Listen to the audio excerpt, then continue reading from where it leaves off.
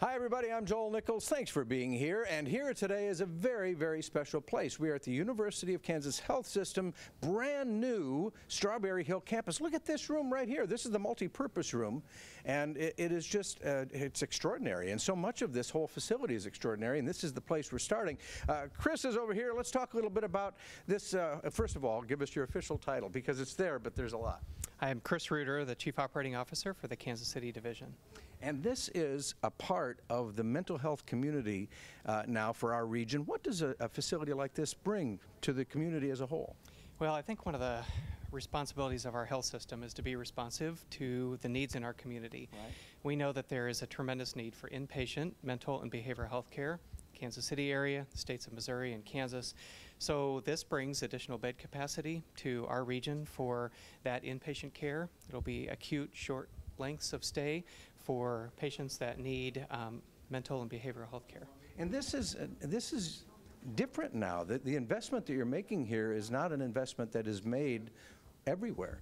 That's true. I think that often today these are types of investments that are hard to make for health systems, yet we know it's the right thing to do. We need expanded capacity across our community to care for the patients that need this type of care. So we have made a substantial investment in behavioral and mental health care, not just with this building, but really an investment in Kansas City, Kansas, which has been our home, the University of Kansas Health System, for well over 100 years. And when you say Strawberry Hill, so many people, like for me, it brings back memories of bringing kids to Strawberry Hill. It's an important part of our area in general, the history of it and everything else.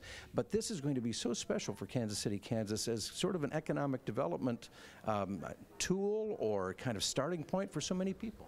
I think it will, and we have been privileged to really partner with the Strawberry Hill Neighborhood Association, for example, over the course of the last year and a half, as we've been planning this facility, and our intention is to really partner in this community, not just with this building and not just with this service, but to really integrate into the community of downtown Kansas City, Kansas, the Strawberry Hill neighborhood that is so close by here. And I think everyone's goal is how can we continue to develop and really have a thriving area downtown here. We know that we'll bring initially in a week over 250 jobs immediately, people to this campus, and that will continue to grow because we're really only using about half of this building at the present time. It is absolutely a beautiful building, and just Strawberry Hill, I immediately get hungry because there's so much good food at Strawberry Hill. And you're going to be part of this neighborhood and community. Thanks for taking time and talking to us today. Thank you. And we're going to walk over here. Guess what we're going to find? Lauren's over here. There's a music therapy room there. That's so important for people. Music brings people such comfort and can bring people out of where they are sometimes. It's such a therapeutic thing. I know that for Alzheimer's patients and dementia patients, music has been shown to be this great therapeutic thing, and there it is, a music room. And Lauren is here, and this is, we're standing in front of a standard room. Tell us, before we go too far, what is the mission for this facility, this brand new Strawberry Hill campus? Well, I'm glad you asked. Our mission is to provide the very best care for our patients, and when we walked into this building, we knew this was a place where we could provide the very best care for our patients. So aside from the really gorgeous things we see all around us, we have really added a lot to our programming. We have tripled our staff. You mentioned music therapy. We have 7-day-a-week music therapy, art therapy, recreation therapy. So we want to be able to reach all of our patients at the level that they need to connect on. We have athletic equipment for people to exercise, healthy meal options as well as comfort food options. I want to show you a room. Now, this is a big open house kind of day. It's been very exciting. I've heard so many people coming in saying we are so happy that you're here and we have wanted this and needed this, and I think the neighborhood really is welcoming you. What is your official title? Because you know so much about this. What's your title? Well, I'm the Executive Director of Mental and Behavioral Health for the health system. And you're right, the neighbors have been wonderful to us. We are so excited to be down here. There are some things that make this room special that I want to point out so our friends can see. So we have a sound system installed in every room, so patients will be able to select music that fits with what they're interested in. And lots of psychiatric rooms just don't have TVs or music. The goal is we want our patients out and integrating and involved in therapy. Yes, true, but that doesn't mean it has to be boring and quiet in your room if you want to listen to music. So we're excited to add a little bit more human touch. We weren't allowed to do carpet, of course, because we're a hospital. We need for infection control purposes, but we picked out fun carpet-like surfaces. Obviously, we were not okay with white walls everywhere. It was very important to us. Color is important, isn't it? There's a comfort level to different colors. Yes, none of us want to sort of be in a sterile white room all day long.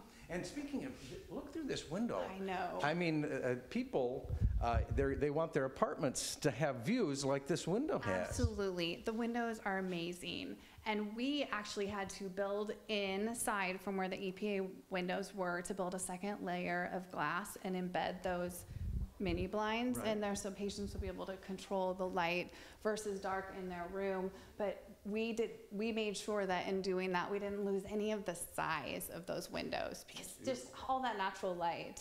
So this is a standard room, and it is anything but standard.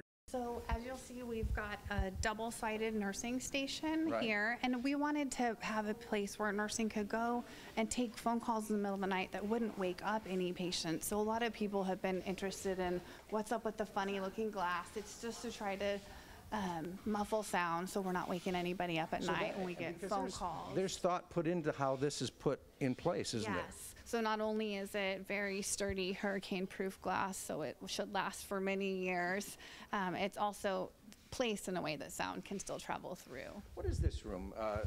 Bariatric. What does that mean? Let me jump over here.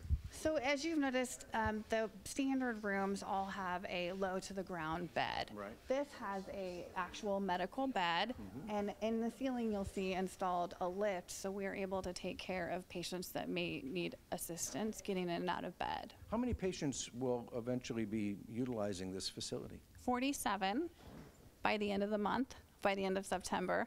And we have shelled a space, another floor up, where we have 16 additional beds that we hope to bring online in the future. Let's take a little walk down here. As we're doing this, when we're talking about this kind of care, family and friends they're always important, but it is really essential.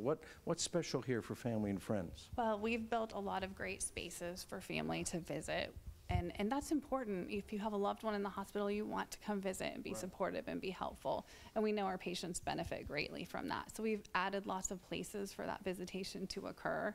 And we will also be having our therapists gather information about times that visiting might work, so we can, from the very beginning of the patient's admission, start planning ahead for how those visits might happen.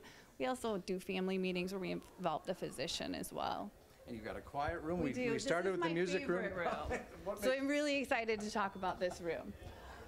And I'll try to get to the light switch so you can see it just a little bit better. I'll sneak over here too, right behind you.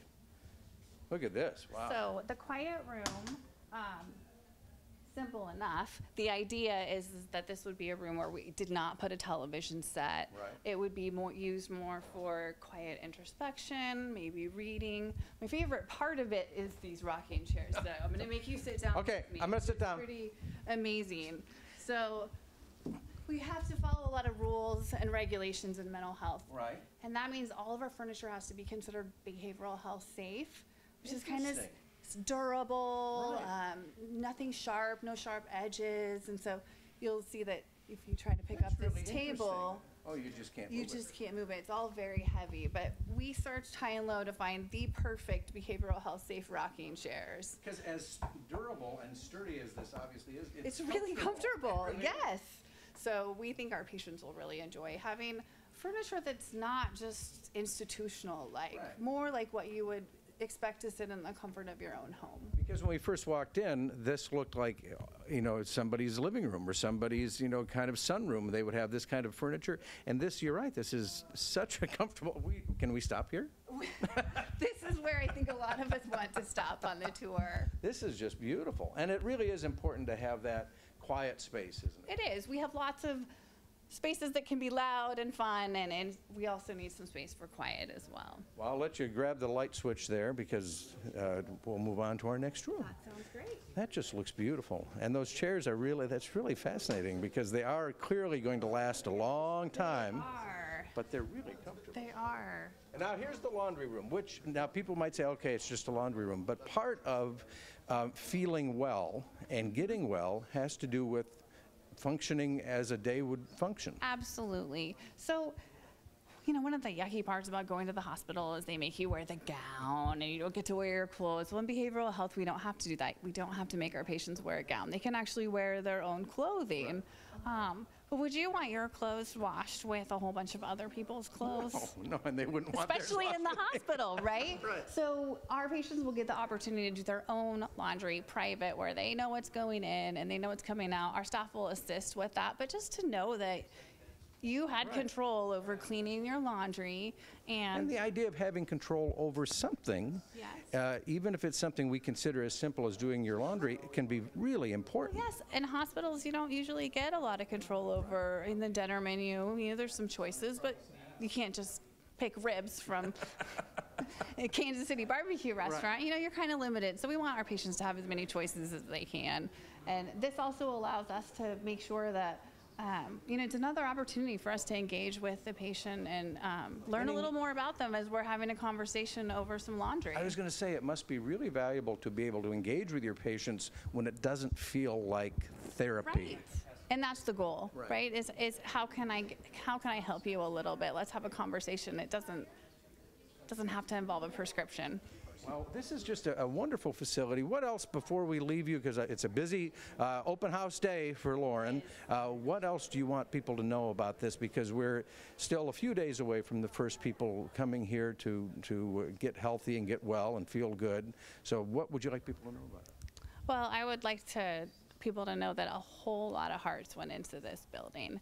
We absolutely poured blood, sweat, and tears into this place. We had just years of design meetings to figure out how to make a state-of-the-art behavioral health building, and we did. So we're excited to share that with our patients and our teams and get our patients in those beds as soon as we can. And again, as we were here for this open house today, so many people were saying, welcome to the neighborhood. We're so happy you're here. We need you to be here. The University of Kansas Health System, the Strawberry Hill campus. So Strawberry Hill has one more thing and a legacy of things to be proud of here.